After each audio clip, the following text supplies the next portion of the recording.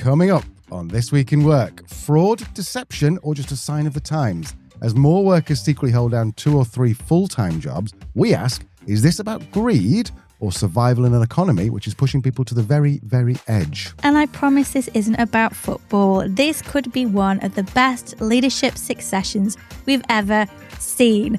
Liverpool's handover from Klopp to Slot avoided the usual chaos and this week delivered a Premier League title. Have we just witnessed a masterclass in succession? And why do so many organisations get it wrong? And in this week's Workplace Surgery, when your business collapses, can you really rebuild? One listener asks how to start again when their company, their confidence and their future are all on the line. This is Truth, Lies and Work, the award-winning podcast where behavioural science meets workplace culture. We are brought to you by the HubSpot Podcast Network, the audio destination for business professionals. My name is Leanne. I'm a chartered occupational psychologist. And my name is Al, and I'm a business owner. And together we help organisations build amazing workplace cultures. We'll get straight into today's episode right after a quick word from our sponsors.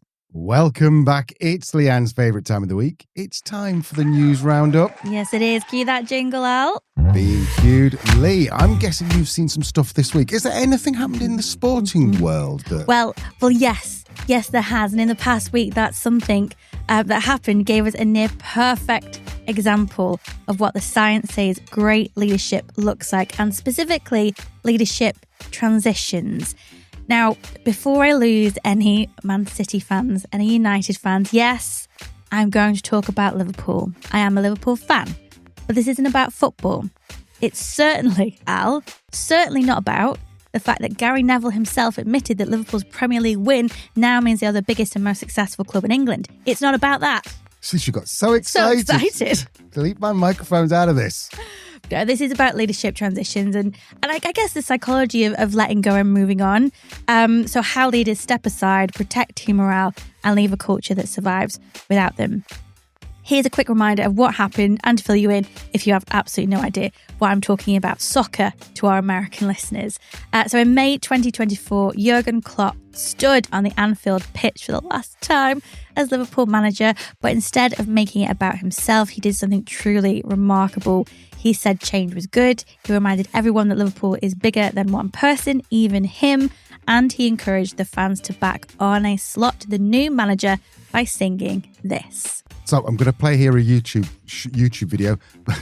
if it's not here, then it means there's been copyright issues. So we'll link to it below.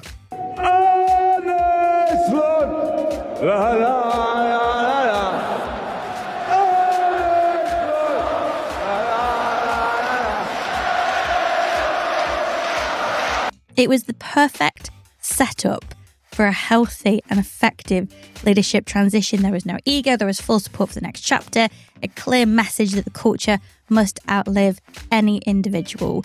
So then we fast forward to May 2025. I think it was April actually. But Arne Slot has unbelievably just led Liverpool to their first Premier League title since 2020. And what does he do in his moment of glory?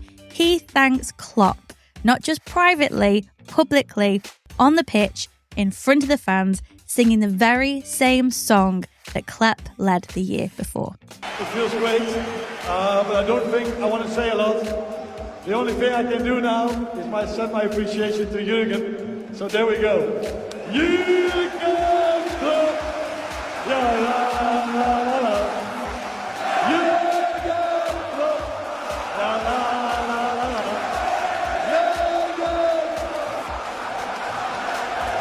So yeah, a very rare, powerful moment. I think every football fan, apart from possibly United fans, would appreciate. And psychology helps us understand exactly why this approach to leadership transition worked. First of all, we can't underestimate the importance and effectiveness of succession planning when it's done right. Research shows that outgoing leaders who validate their successes protect trust, reduce uncertainty, and maintain cultural strength. And secondly, humility strengthens transition. So both Klopp and Slot showed unbelievable levels of humility, not competing for credit, sharing it. And this behaviour is linked to stronger, more resilient teams. Finally, leadership isn't about leaving a legacy of high performance, it's about leaving a culture.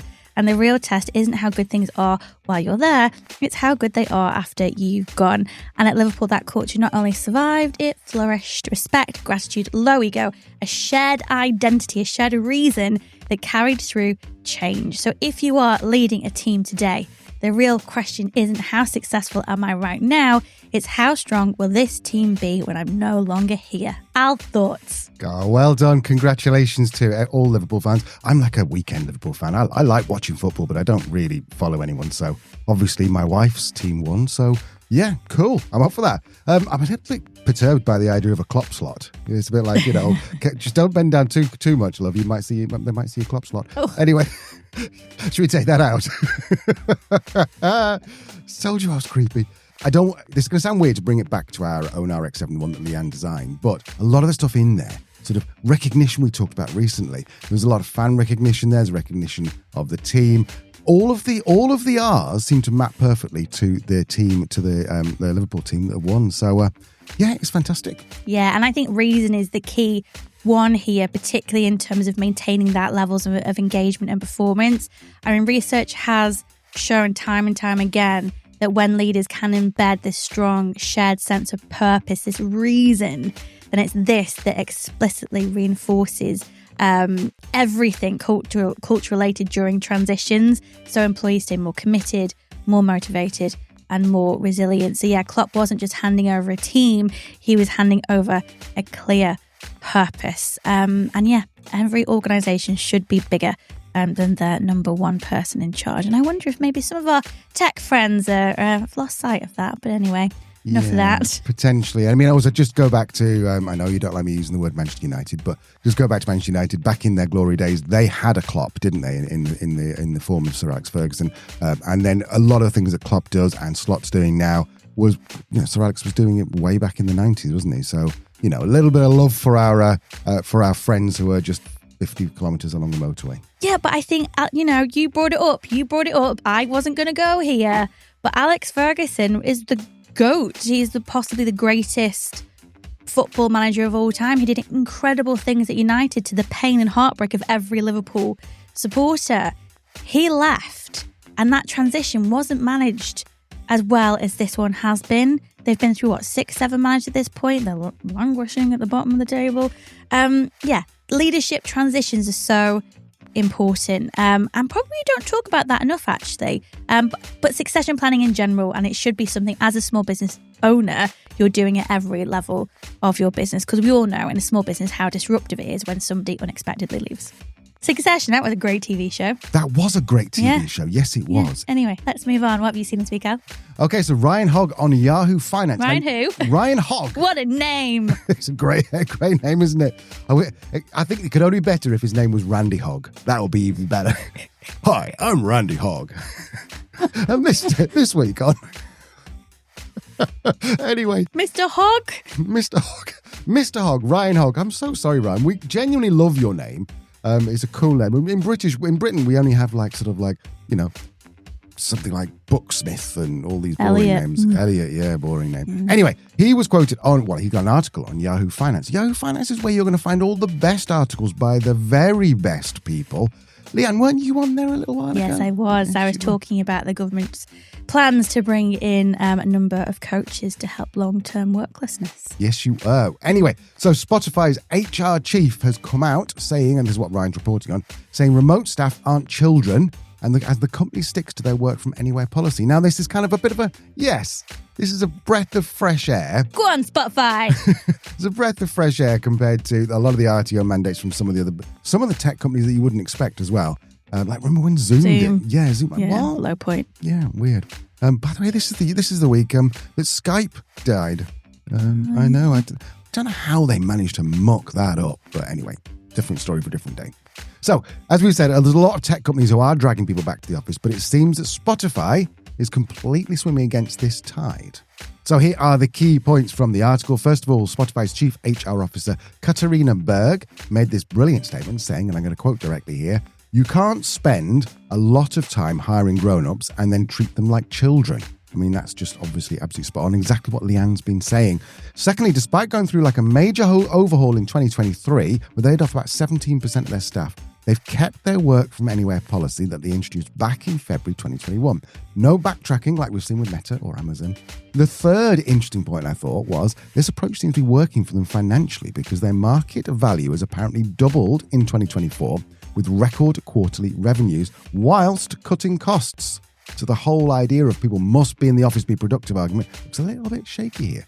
And fourthly, and I think this is really telling, is that attrition rates, i.e. the percentage of people who leave, were 15% lower in 2022 compared to pre-pandemic levels in 2019. And they've improved the diversity of their talent pool too, which is, of course, what remote work is great at. You could have a fabulous person who lives in South Africa but could never commute or would never relocate to, is it Sweden or Denmark where Spotify is? I can't remember. I think it's Sweden. Would never relocate there, but you can still, have them as part of your team. Now, the report does go on to say that remote work is not perfect. Katarina Berg actually acknowledged that it's harder and we all struggle to collaborate in a virtual requirement, is what she says. But that doesn't mean they're forcing people back just because it's trendy. I thought this is really interesting. They're trying to entice people back. Occasionally, they have these sort of listening lounge things they call. I think they're called listening lounge. Yeah, listening lounge. So they have the listening lounge sessions with actual rock stars and stuff, and they encourage people to come in during what they call these core weeks for strategy chats and reconnecting. Again, this is hybrid. I think a lot of people are going, I'd never want to go in the office, and people are going, everyone should be in the office. Generally speaking, it's in between, isn't it? It's absolutely in between. It's hybrid. So, Lee, what are your thoughts? Spotify onto something here, or are they just trying to avoid, maybe they're just trying to avoid a morale hit after those massive layoffs and just doing this just to make people feel better? What do you think? Yeah, but what a brilliant way to do it. True. What a brilliant way to do it. We know that what's even more extraordinary about that attrition statistic is that typically we see about a 30% voluntary turnover after an organisation makes layoffs in the following 12 months. So the fact that they've actually managed to reduce their attrition is really quite impressive. It's no surprise that they've improved their diversity. I can't imagine clearly there's no issue with performance, that they're cutting costs and increasing revenue. And it's not about saying we don't need to connect, we don't need to collaborate, and we don't need the value of that in person from time to time. Of course we do, but it's that intention. It's that why are we coming together? What are we hoping to achieve? What is this for? Is it for building relationships? Is it for building connection? Is it for ideation, collaboration? And what drives employees nuts is when they're told they have to come into the office because that's how we collaborate and communicate. And they spend all of their day looking at their computer on Zoom calls and the manager isn't even in the office. Yeah. And then the pain of that 1 hour commute is even more painful because there is another way of doing it.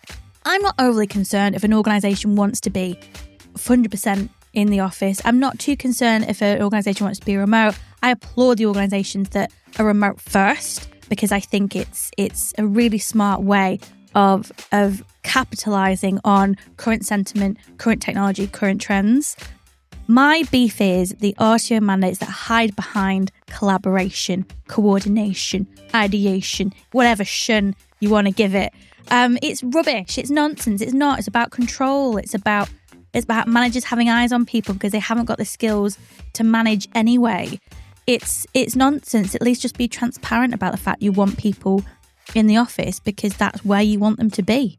So yeah, good for you, Spotify. A really great case study of the power of remote work, both for an organisation and the individual. I applaud you. Well done, Spotify. Although, if you've watched the Netflix thing on Spotify, it's a 4-parter. Really good, really well put together. They don't get everything right, I think. But anyway, that's by the by. Lee, what else you seen this week, my love? Polygamous workers. Oh, say that word again. Polygamous. Am I saying that right? Yeah, I think polygamous. So. That's how it's spelled. Yeah, polygamous. Polygamous workers. Right, what the hell is that? Polygamous workers. So yeah, this was from the Times. Published this fancy these story. Days, aren't you? I know. It's called "The Rise of Polygamous." Am I saying that right? You got me doubting myself now. No. I think so. We look forward to your letters. The rise of polygamous workers and efforts to catch them out. Pesky little workers. So it's looking at a growing trend of employees secretly working 2 or more full-time jobs at once without telling their employers. Right. Okay. Yes, I've seen a lot of this on Reddit. There's, I think it's called Anti-Work is a big Reddit subreddit. Right, yeah. Yeah, cool. Go on. So since the shift to remote work, some people have been juggling multiple contracts, either using AI to get tasks done faster or using mouse gigolos. mouse jiggling software to fake activity.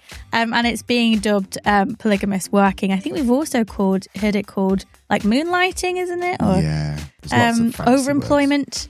Another thing it's called. Yeah. So a recent investigation by the National Fraud Initiative. Jesus, this got real serious real quick, didn't it? National Fraud Initiative. Go on. Mm-hmm. National Fraud Initiative found over £500,000 in overpaid salaries in just a few London boroughs. And now councils and employers are cracking down, warning managers to look out for red flags like long email response times. How dare you even take a moment to think about a problem or a response? Refusal to take time off. Or employees, how dare you be overcommitted to my organisation? Or employees avoiding video calls because clearly that preference isn't okay. There have been cases in court. One civil servant allegedly held down 3 full-time government jobs at once. Bravo, well done. Good for you. Yeah, but I guess this is where it gets interesting and maybe a little bit uncomfortable because, yes, working multiple full-time jobs without disclosure is dishonest. And yes, there are some serious implications around trust, productivity, potentially ruining it for the rest of us when it comes to remote work. But I think the important question is why? Why is this happening? We are in the middle of a cost of living crisis that's been going on for, well, really, have we even recovered from the pandemic? Has that even happened? Inflation squeezing every single household, getting on the property ladder if you're under 40. Is that even possible now? Particularly in London, and job security doesn't exist anymore, the amount of layoffs that we see. So in that context, is it any wonder that some people are looking for ways to earn more, even if that means bending and, let's be honest, sometimes breaking the rules? Workers are being chased for having more than one job, and yet, you know, the hypocrisy large organisations still exploit as many loopholes as they can to dodge tax, to dodge accountability, to pay people what they're worth, quietly trim headcount to boost margins. It doesn't excuse the behaviour, but I think it just makes me wonder, are we focusing on the wrong problem? Why are we spending money, or why is this fraud initiative, whatever it is, spending money to catch out these hard-working people who are just trying to stay afloat? I just think it's a bigger conversation about how we build fairer, more sustainable workplaces that actually pay people a living wage. It isn't about fraud to me, it's about frustration, it's about survival. But maybe I'm just on my soapbox. Al, what do you think? It's not fraud, it's frustration. That's a brilliant t-shirt right there. Right, okay. The way I look at it is that, and I've been very open about this, is that I don't really care how long it takes someone to do a particular job if they're working for us. I want an outcome. And if that outcome is really, really good, then we'll pay, good money for it. If it just does the job, we'll pay the minimum we can for it. But it's outcome based. And it really surprised me when you said there was actually court things, because I didn't know that was fraud. I thought it was just a bit like, you shouldn't do that. But I didn't realize it was actually fraud. So if you are doing this, just double check, that you're not actually going to get yourself in real, can I say the word shit? Yeah, I can. Yeah. But I'm like, why? Why care? Because if these people are clever enough and they leverage technology enough to still get 3 jobs done in their week, fine, great. I think I look at it as then the managers are going, oh, it must be overpaying them. So the managers are getting, like you said, greedy. The managers are getting greedy and going, oh, well, we can actually probably pay less for this. Mm-hmm. No, hang on, you're still getting the same outcome. Anyway, right. I borrowed your soapbox there for a second. I'm going to step back down. Please? Yes, there you go. Back to you. Yeah, no, I think, do you know what? I think these are 2 words that I think are going to be talked more and more about over the next 12 months. Psychological contract. Right.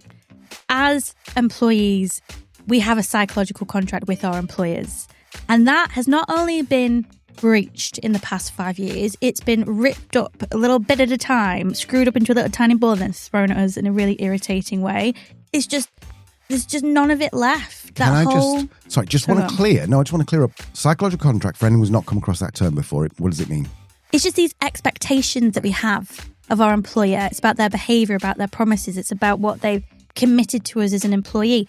Like allowing us to work hybrid and then calling everybody back into the office. That is a breach of psychological contract. So if things like, if I show up, I work hard, I stay loyal, you'll support me, you'll treat me fairly, you'll invest in me, you'll develop me. When people start feeling like that's true, then it completely changes how we behave in the workplace. It completely changes how our dynamic with work works. That's where quiet quitting comes from. That's where rage quitting comes from. That's where every trend that you see on TikTok is coming from. It's certainly where overemployment is coming from.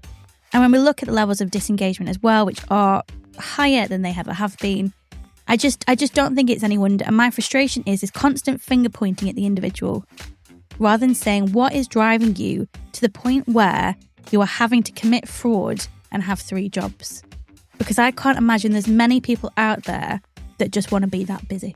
I think talking being busy, if you go back about 2 weeks ago, we had Cass Briscoe on talking about why being busy is the wrong thing you should be saying. So if you do find yourself saying I'm very busy, go back and listen to that. Lee, I love this because you've essentially summed up most of the problems in work as breaking a psychological contract. Mm-hmm. So there you go. So we fixed your workplace for you.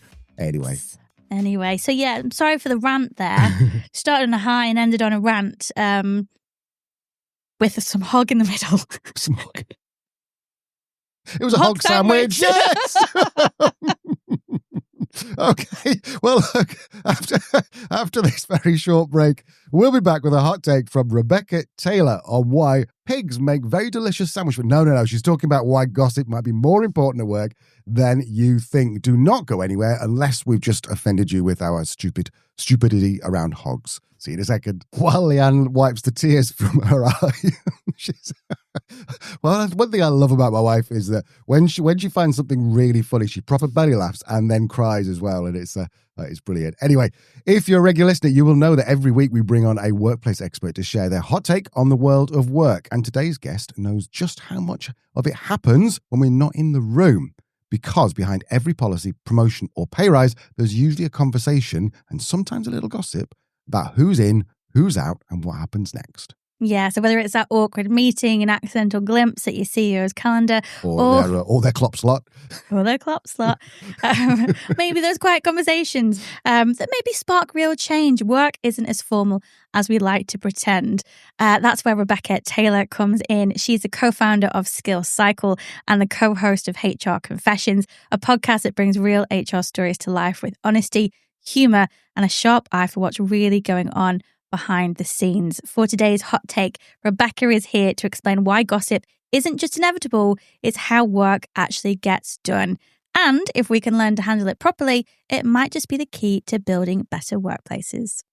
So my hot take is that all work is just a collection of gossip. Yeah. So if you think about the actual definition of the word gossip, because I don't want to assume that everyone has the same definition. It's one of those words that it has an emotional reaction to some people, right? But if you think about it, the actual definition of gossip is 2 people talking about someone who's not in the room. So if I'm going into a job interview and I interview for a job, and then someone comes in to talk to the person who interviewed me about me, they're literally gossiping about me to see if I'm a fit for that job.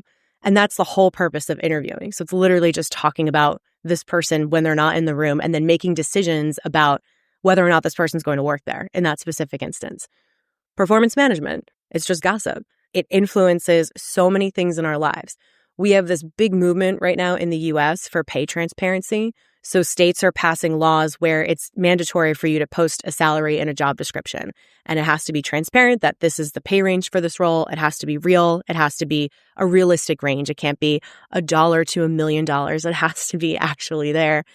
And that came out because of workplace gossip. People started to talk about their salaries. They learned that there was this huge pay gap and that salaries were not necessarily paid in a reasonable way. They were based on whatever you were making before, how well you could negotiate. And so there's been this push for leveling salaries and being transparent about what they are because people are talking about it anyway. So it's been this great movement for equity in the workplace, for transparency in the workplace. And it all started because people were gossiping about each other or about each other's salaries at work. People are inherently social creatures. And so the concept of gossip is about your community spreading word to other members of the community to either promote safety in the community or to inform the community about something. What I think a lot of people will be thinking is going, okay, cool, but in my head, gossip is bad. So when does your definition of gossip become bad? To me, gossip is bad when it leads to people othering others in a negative way. So there's including people and then there's othering people. So including is kind of just like, be part of this community. Let's be stronger together. Let's come together around this. And othering is like, go away. You don't belong here. You're different. And it's treating difference like it's a bad thing. So if someone is a sexual predator, for example, it's okay to other them. It's okay to say, stay away from this person, keep them away, don't give them opportunities. There's issues here that people need to know about. But when gossip is about something that's about sharing important information that helps the community or helps other people rise above something, then it's great. Pay transparency is an example of gossip that I'm a big fan of because it does drive a lot of equity that we've never really had before, at least not in the States. And when we look at gossip in the form of how it can help other people either help each other or help themselves, that's when it's good. Everybody talks about someone who's not there. The nature of the gossip all relies on whether or not you're inserting your opinion or if you're just sharing sort of facts and stories and letting the conversation unfold. So if I start a conversation that's just like, oh my God, my friend is such a jerk, let me tell you why, I'm immediately inserting my opinions, and this gossip is meant to bring this person down who's not even here and can't advocate for themselves. That would be toxic gossip, right? We're all guilty of it. We all do it. But that would be considered toxic gossip to me. But otherwise, it's just a natural part of the human experience. So we have toxic gossip where you insert your opinion into it. We have good gossip, which is just pay transparency, for example, is good gossip. Not for everyone, but it's good gossip. The best gossip is that juicy gossip. Yeah. You're never going to guess. And someone looks around either way to see whether someone's there and goes, do you know who's just done this? Juicy gossip is the stuff that really catches on. I mean, so right now we were just talking about this. So I'm reading a book called Careless People. It's a memoir and I can hold it up, not to like promote it, but Careless People by Sarah Wynne Williams. It's about her time at Facebook. And it's one of those stories that is so juicy because it's about something that so many people know and understand. Facebook is sort of this universal company, right? At this point, Meta, whatever we're calling it now, it's something that is so much a part of our household. And this is a memoir about someone who worked there for 7 years, talking about what it was like to work with Zuckerberg and Sheryl Sandberg, these big household names that we all know about, and telling sort of the story of what it was really like on the inside. We love to know what happens on the inside of things, especially things that seemed at the time untouchable and have sort of changed its status in the world. Facebook, she worked there in 2012 is when she started there, 2011. I don't remember my timeline as I'm reading it. But so that was the time, it was before they IPO'd. It was when they were sort of in this like heyday of this is what our potential is, compared to now where it's sort of this like, it breeds a lot of toxicity because it enables a lot of the worst qualities of people. And that's what gets people to engage. But it became what it is because people love to engage in juicy things and they love to insert their opinion on it. And so it gets out of hand when that's not regulated, or if that happens too publicly, or if it dehumanizes people, because that's where a lot of social media has kind of gone. It started as fun, gossipy kind of stuff, and now it's just dehumanizing people to the point where we forget that there are humans on the other side of these accounts that we have. But I don't think there's anything wrong with the juicy gossip because a good story is still a good story. I mean, it's why we love novels. It's why we love movies. It's all about sort of framing the story. And the ones that are based on a true story are the ones that people really kind of sink their teeth into. You said work is gossip. Mm-hmm. So how do we get more of the good stuff without getting the bad stuff in work? Is that, have I taken the wrong thing out of this? No, I don't think you have. In order to get the good stuff out of it, we first need to, it's almost like accepting that. It's just really thinking about and acknowledging that business decisions are made based on gossip. And so then how do we want to use that gossip to make better business decisions for our business, but also for our people? Because even when you think about, you're going into a strategy meeting, your company, you're setting your annual goals, right? So you have your objectives, you have your money goal, you have your make this product goal, you have all of that stuff. Inevitably, those conversations turn into, well, who's going to own this? And what participation is each person going to have? What are going to be the goals for the different people who are going to contribute to this? So you immediately start talking about other people who are not in the room, who are going to have a stake in whether or not business gets done a certain way. So if you know that, if you're in one of those rooms and you're trying to figure out, who's the person who's not in this room who can be either included in this project or who could be best set up to succeed by doing this work, make sure you're including them in the right way. And ideally, if you can eventually bring them into the room to represent themselves, that's that great magic of true inclusion. But there are a lot of people in power who, it's their job to make decisions about people who are not in the room, because you can't have the whole company in there, setting goals, right? That's just not a realistic thing. But it's just knowing and acknowledging that there is so much power. Most decisions are made in how you talk about other people. So talk about other people differently. Talk about them, give good feedback, give honest feedback, but make sure that feedback is delivered to that person and not just said behind their back. And that's where you really start to get a very healthy culture of performance and of learning, is when you turn the gossip of what you say about someone when they're not in the room into constructive feedback for them to act on and possibly change behavior to make a different impact on their work. That's the difference. That's the mandate that I give to everybody, is turn your gossip into actual feedback so people know what to do about it. That was the brilliant Rebecca Taylor. Definitely go and check out our podcast, HR Confessions. She's a really funny person. And you know when you just meet someone, you think, we're going to get on really well. And we did the same with Kate Waterfall Hill about 30 episodes ago. And when I was like, Rebecca, you and I are going to be friends for a long, long time.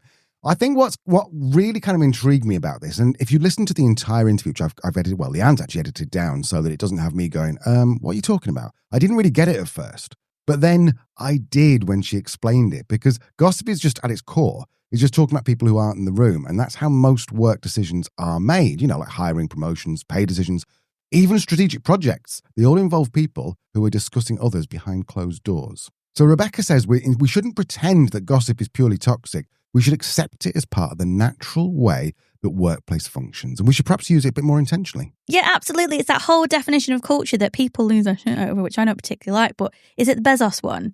Culture is or how your customers talk about you when you're not in the room. Yeah, I think he says it's brand, but it's equally. Employer brand, It's how people talk about you when you're not in the room. What I really enjoyed about Rebecca's hot take is that, and I've never you hear gossip, you assume negative, yep. But how she was saying it can actually drive positive change, like pay transparency. I guess any change around some kind of discrimination. It's that workplace gossip that is that catalyst behind what starts these major movements. So yeah, I thought that was really interesting. So when employees start sharing salary information, exposing those inequities, then they're not hidden anymore. And that gossip then drives that systemic change. I thought that was a really, really cool perspective. Yeah, and the other thing to consider is that, they always say that the opposite of love is not hate, it's indifference. And you kind of have that if people are sharing this, gossiping about their CEO, then they're not indifferent to the company. They're just really passionate about it. And then probably some kind of psychological contract's been broken and they're like, how dare they? So the fact that someone is talking about it is actually quite good, even if it is sort of negative. But the real thing you got to remember, I think, is what Rebecca said about healthy gossip, which is focusing on sharing facts or building community or promoting safety or just chatting about work. Whereas toxic gossip is all about the judgment, or it's about, I think she used the phrase othering as well. So it just be really careful, because you need to recognize when the conversation you're having is strengthening your team and your organization versus the opposite, where it's tearing apart. It becomes toxic when it's used with bad intention.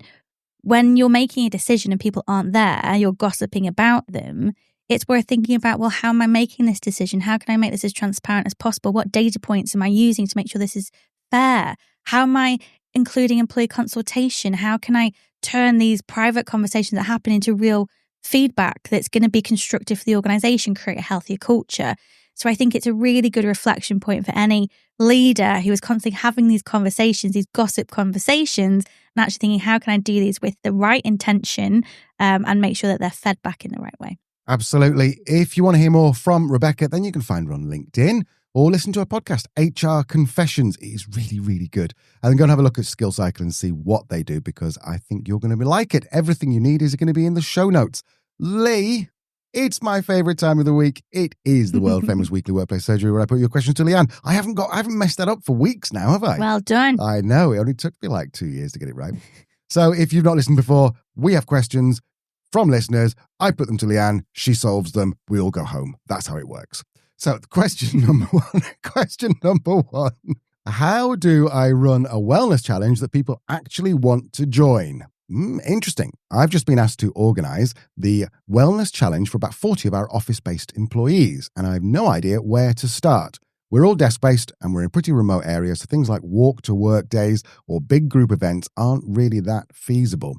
It's also important that we avoid anything like weight loss competitions. We want to make this feel inclusive and comfortable, not something that makes people feel self-conscious. What should we include that's actually engaging, and how do we make sure people want to take part rather than just feel pressured? I would start with reflecting on what's the objective of running this well-being challenge.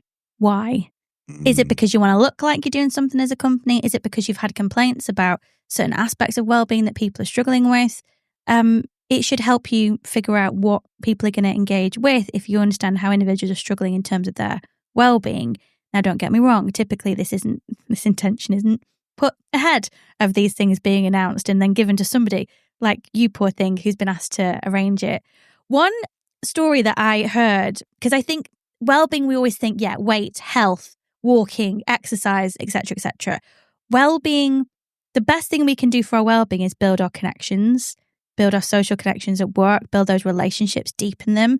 That's also really good for our performance and really good for organizational outcomes.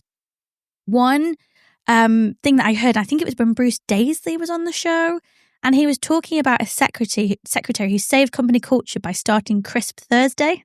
Crisp remember this? Yes, Chris. Like for those chips. people, chips for American and Aussies. Yeah, so she was like, no one's connecting. Everyone's really miserable. Nobody even says hello to me when they walk in the door. So she sent an email out to everybody and said at 1 o'clock or 2 o'clock on Thursday, we're having Crisp Thursday for half an hour. I'll bring the snacks. See you there. A couple of people turned up the first week, then more and more. Then it turned up, loads of people were turning up for this half an hour, having these conversations, having these chats, building connections, building relationships, problem solving together, identifying areas where people were struggling so they could do something about it. My thought would be to do something like this. I understand if you are dressing up as health, you might not want crisps or chips, but you could do like celery Thursdays. Yeah, or just bring your own snack. Snack Thursdays, bring your own snack, and we'll just have a chat. Because I think once you do this, you might start to hear the same types of things that people are struggling with. And it might be that if they're at the desk all the time, people are struggling with their back. It might be something else that's going on. It might be setting boundaries at work that people are finding really hard. But I think you're going to start to build that connection, build that conversation, hopefully get an idea of actually what people want. And then even if you don't, you're building relationships. And that's one of the best things that we can do for our individual well-being and for our organizational performance. Other things that you could do if you wanted to throw out some ideas, and I'd say as well, try and get some ideas from other people, maybe set up your own little working group or have them at this Snack Thursday as little talking points that you can ask people about. One thing that could be really good, you said that you work quite in a rural area.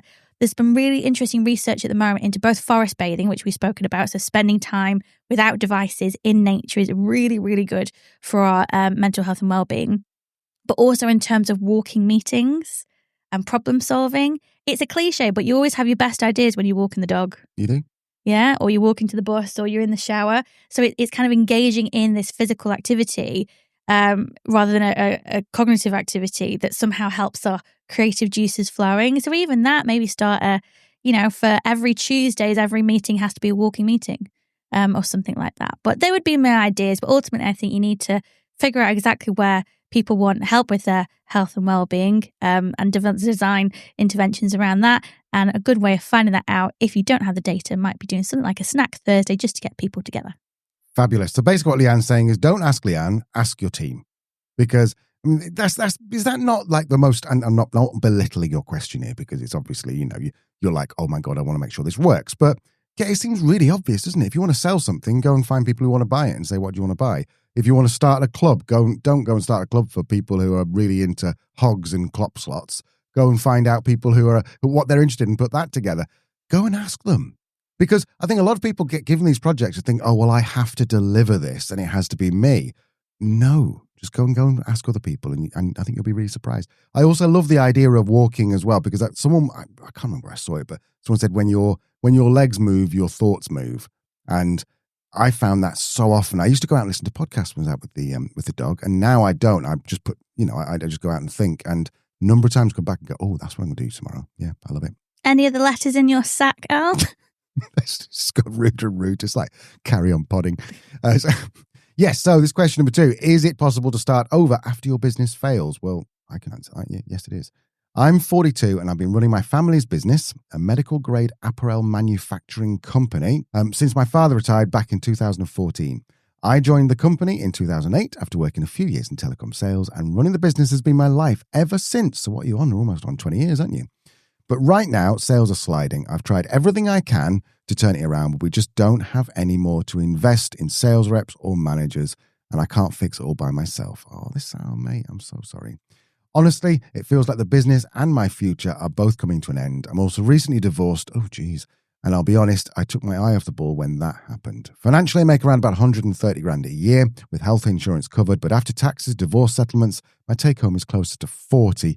Here's the real fear. If the business does go under, is it even possible to start over? I don't have a degree, and all my experience is in running this company. Would anyone even hire me? Am I out of options, Leanne? Oh, I need a hug. Are you okay? Yeah. Do you know what? I want you to start this answer, Al, because you've been there. Yeah, back in 2005, went bankrupt, £103,000. It was my first business, and it didn't go well. I went through a period feeling exactly like you for maybe about 6 months of going, oh my God, I'm going to have to go and get a job. Will anyone even employ me? The fact is that, firstly, that experience has shaped a lot of my decisions since. Secondly, you now know a lot about making bad decisions, which sounds really bad, but you know a lot about that. So if you just don't do that again, or you see another situation coming up, you've got experience of what happens if you take your eye off the ball. What happens if you overinvest in something? What happens if you bring on the wrong people? You've got all this experience. You learn more from the money you lose than the money you make. That's my belief in business. So first of all, I'm very optimistic. Someone's going to say, no, it's not over. No, you're absolutely fine. But if you do feel like that, first of all, just allow yourself to feel like that for a little bit. You're going to go through the 5 stages of grieving because something has died. Your business has died. You've probably gone through those stages with your divorce. You might be through them all. You might be acceptance. You might not be. But allow yourself to go through those. But the fact is, there is so much opportunity out there. And the fact is, you've been running a business, 17 years now? You've been running a business. You know so much. If you have to go and get a job for 6 months, 12 months, go and do that. Or perhaps go and say, right, I'm going to go and consult. And I'm going to consult for people who are in family businesses where it's suddenly taken a decline. You don't have to have the answers necessarily. You can just sit with someone and go, so what can we do? You coach them rather than sort of necessarily consult with them. That's my thoughts. Lee, fill in the gaps. No, I think that's really good advice. It's not over. You are employable. You can rebuild this, is the headline thing to take away from this. It's not always going to be easy, but you can absolutely rebuild this. I think my first thing would be, if the business isn't working, if it's causing you more stress, if you're spending more money to try and keep it afloat and your heart's just not in it anymore, shut it down, close it down, wind it down. Do it now before you're forced to do it at a higher, with higher levels of debt than is necessarily required. Shut it down. There is, of course, going to be an emotional aspect to this because it's a family business and you've been in it for 20 years and your dad owned it before. But the world changes, things move on, things end. And as Al said, that's really sad. You're going to have to grieve that. And that ending is going to happen really quickly. And the psychological transition you're going to have to go through to accept that change is going to be really, really slow. So you are going to feel angry. You are going to feel fearful. You might feel shame. You might feel embarrassment. You might be angry. Feel it, because you have to process those emotions effectively to then move on to the next stage, to that new beginning. I would always recommend, if you can, if you've got the budget, the runway, engage a coach to help you with that, a counselor, a therapist, somebody who's going to help you with that reflective process to really deal with those emotions. Then going, I guess, onto the more practical things in terms of employability, you have learned, as Al said, so much over 20 years. And the last few years have been tough.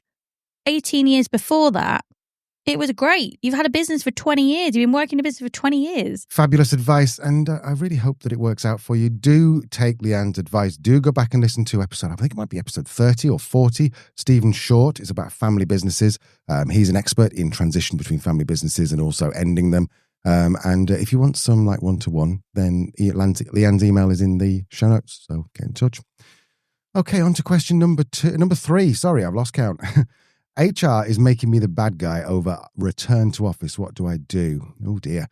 I need some advice because I'm stuck in a really uncomfortable situation. I run a division of about 40 people in a company of around 1,000 employees, and the leaders have told us that we need to do a 4-day return to office policy, possible medical exceptions.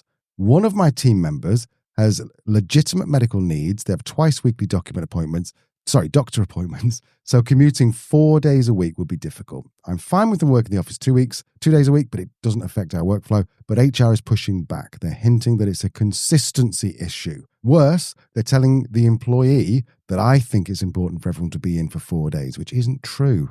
Feels like HR doesn't want to approve exceptions, but they also don't want to say no themselves, making me the bad guy. Is there a way for me to push back without putting my own position at risk? And is this normal behavior from HR? That's like saying, is it a normal behavior from accountant? We can talk about stereotypes and what people enjoy moaning about on LinkedIn. That's not my experience of HR, and there are many incredible HR professionals out there that are doing a really difficult job. So with that in mind, I would always be inclined to give them the benefit of the doubt. More than likely, they're getting pressure from senior leadership to have to implement this quickly and fully. That can get lost in translation when people are feeling the stress to get something done. In terms of, is there anything you can do? Yes. And I think the easiest thing you can do is ask for anything that they're telling you in terms of policy that needs to be implemented, specifically in terms of your team and this individual. Get it in writing. So it shows it's coming directly from the HR, it's directly from the company. It's not coming from you. You can then confidently say to your team, this isn't my change. I was more than happy having you guys in 2 days a week. This is where we're at. This is what it means. HR are also going to know what they can and can't do legally, both for good and potential evil, in terms of making reasonable adjustments for this person. I would lean into that. My feeling is that HR people are usually just under pressure. They're not out to get you or make employees' lives worse. And it really frustrates me when people will say that HR is on the side of the employer. It's like, well, a good HR person actually works as a partner, as that kind of mediator between the two. So I would get it in writing, go to HR, express your concerns about this individual in terms of the impact it's going to have on their quality of life, their quality of work, potential discrimination acts and behaviours going on as well. Once you've got that, have that conversation with your team with that information in writing, have a one-to-one with this individual to make sure you're not making any assumptions, see if there is a way that they can work with HR and you to figure out a working schedule that's going to meet everybody's needs. As we've talked about a few times on today's show, transitions are really hard and they can feel very emotive and it can be very easy to point blame and be frustrated. Sometimes we just need to give people the benefit of the doubt, get everything in writing to protect yourself. And make sure your job as a manager is to look out for your people, and that's what you're doing. So you're doing the right thing, but part of that job is working with other teams within the company to do that in a way that is sustainable for the organisation, as well as legal and ethical and right for the individual. So you're doing all the right things, write it down, give them the benefit of the doubt, and try and figure out a way where you can all work together, you, HR, and this employee, to find a solution that works. Great advice. And I think the only thing I'd add to that is that the way you've written this is quite emotive and is obviously something which you feel very responsible for. There's quite a good phrase to use, which is, that's just not possible, but what is. So perhaps you can start, less say, I'm not allowed to do that, and more go, the fact is that's not possible right now under what I've been told. However, what could we possibly look at which might be might be acceptable both terms. So like Leanne said, you're almost a mediator here between HR and your team. So, try not to take it too personally. And I know it must feel really terrible because you obviously really like your team and you're try and do the best for them. But, if a great negotiator, if you want to listen to a great negotiator, go back and listen to John Smith, who was Maradona's agent. He's got a great book about negotiating. That's a weird way of saying it, negotiating. But also the episode has got really, really good stories in it. And all the time, he was stuck between teams and players and trying to get the best deal for both of them. And most of the time he would say, it's just not possible to do that. But what we can do is this. So that's my advice for what it's worth. Lovely. And yeah, good luck. Thank you to everyone who wrote in this week. If you have a question for the Workplace Surgery, you'll find us at hello@truthliesandwork.com. All the links are in the show notes. So that's all for now. Join us next Tuesday for another edition of This Week in Work, where we're going to be back in the studio rather than lying on a beach in Spain. We won't be on a beach. We'll be in a restaurant having tapas. And also, as I've said, keep saying, have a look at our YouTube channel, see if anything resonates. If you see a video, you go, oh, I really like that, because it's usually chopped up from these. That would be really good feedback for us. If you see one you don't like, tell us as well in the comments as well, because we are really open to these comments. We're just trying to do our very best without becoming one of those YouTube influencers, which, we all kind of hate, but we have to love. A little bit harsh, but yeah, I'm all here for the YouTube and the hard people working to create great content. With that in mind, talking about great content, make sure you don't miss Thursday's episode. We'll be joined by Dr. Sarah Hughes, CEO of Mind. We'll be talking about serious mental illness, why prevention matters more than perks, and why culture, not just programs, is really what makes the difference. It's a conversation you don't want to miss. We will see you then.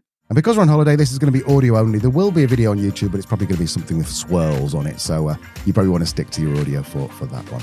Right, we'll see you Thursday. Bye-bye. Bye. Bye.